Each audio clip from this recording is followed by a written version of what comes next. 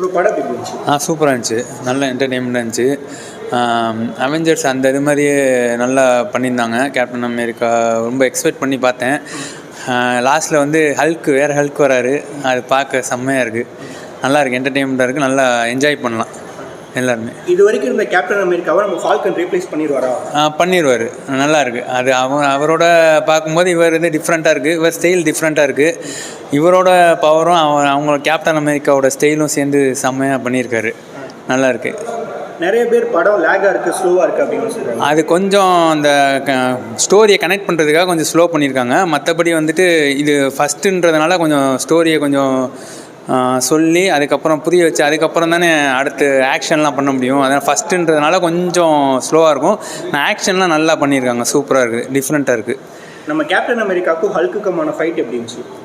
மாசு, மரண மாசு, தெறிக்க விட்டாங்க. அந்த ஒயிட் ஹவுஸே செதறுது, அந்த மாதிரி நல்லா எடுத்திருக்காங்க. சூப்பராக இருக்குது. படத்தில் ஃபஸ்ட் ஹாஃப் நல்லா இருக்கா, செகண்ட் ஹாஃப் நல்லா இருக்கா? செகண்ட் ஹாஃப் நல்லா இருக்குது. அதுலேயும் வந்து ஃபஸ்ட் ஹாஃபும் மொக்கன்னு சொல்ல முடியாது. எல்லாமே நல்லா இருந்துச்சு. எப்படின்னா எப்போ ஆக்ஷன் வரும்னு அவங்க வெயிட் பண்ணும்போது கொஞ்சம் அந்த ஸ்டோரினால் கொஞ்சம் ஸ்லோவாக இருக்குது. அது செகண்ட் ஹாஃப் ஃபுல்லாகவே செம ஸ்பீடாக இருக்குது. நல்லா இருக்கு. ப்ரோ, இப்போ கேப்டன் அமெரிக்கா அப்படின்னு சொன்னாங்க ஸ்டீவ் ராஜர்ஸ் தான் அப்படின்னு சொல்லுவாங்க. நம்ம ஃபால்கன் அவரை ரீப்ளேஸ் பண்ணுவாரா, இல்லை எந்த அளவுக்கு நீங்கள் ஸ்டீவ் ராஜர்ஸை மிஸ் பண்ணுறீங்க? அது அவரை மிஸ் பண்ணுற மாதிரி தான் இருக்கான. பட் ஆனால் இவர் அந்த ரீப்ளேஸ் பண்ணியிருக்காரு. சும்மா சொல்லக்கூடாது, நான் நல்லா ரீப்ளேஸ் பண்ணியிருக்காரு. அவரோட பவரும் உங்களோட சேர்ந்து நல்லா சூப்பராக இருக்குது. மாசு. ஹல்க் வர்றது வெறித்தனம். ப்ரோ ஸ்க்ரீன் ப்ளே எப்படி பண்ணியிருக்காங்க? சூப்பராக இருக்குது ப்ரோ.